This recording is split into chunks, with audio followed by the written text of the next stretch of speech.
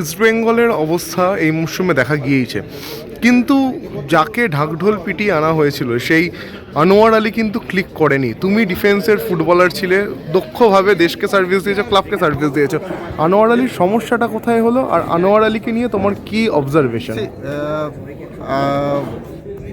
আমি আমি বলবো খুবই ভালো প্লেয়ার, কিন্তু সামহাও ও পারফর্ম করতে পারিনি। বিকজ এটা আমাকেও দেখে খুবই অবাক লাগলো আর একটু খারাপ লেগেছে।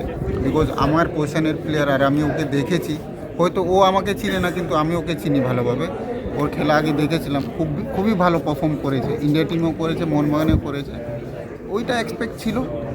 সে একটা আছে, আমি বলছি না ও কত কী পেয়েছে না পেয়েছে, দ্যাট ডাজেন্ট ম্যাটার, কিন্তু একটা ভালো প্লেয়ার যদি ফ্লপ হয়ে যায় ওই মেন জায়গায় ডিফেন্সে, তাহলে ইটস আর টিম যদি ওকে খুব এক্সপেকটেশন নিয়ে আসে আর ও যদি ক্লিক না করে তাহলে খুবই প্রবলেম। আনোয়ার আলীকে কি আরও সময় দেওয়া প্রয়োজন বলে মনে হয়?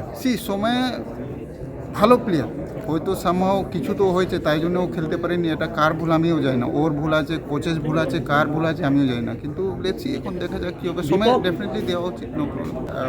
আমি ভালো প্লেয়ার ছিল, এখনও আছে, বিকজ ও মোহনবাগানে খেলেছে, ইন্ডিয়া টিমে খেলেছে, আমি দেখেছি।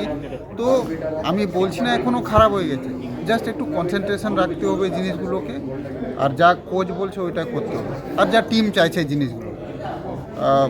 এক্সপেকটেশন প্রতিটা প্লেয়ারের মধ্যে থাকে যখনই আমরা সই করাই, তো ওই এক্সপেকটেশনটা যদি ও দিতে পারে, ওকে ভাবতে হবে ও কী ভুল হচ্ছে না ভুল হচ্ছে। ও যদি নিজে ভেবে যদি ওটা রেকটিফিকেশন করে যদি করতে পারে তাহলে ওয়েল অ্যান্ড গুড, কোনো সমস্যা হবে না।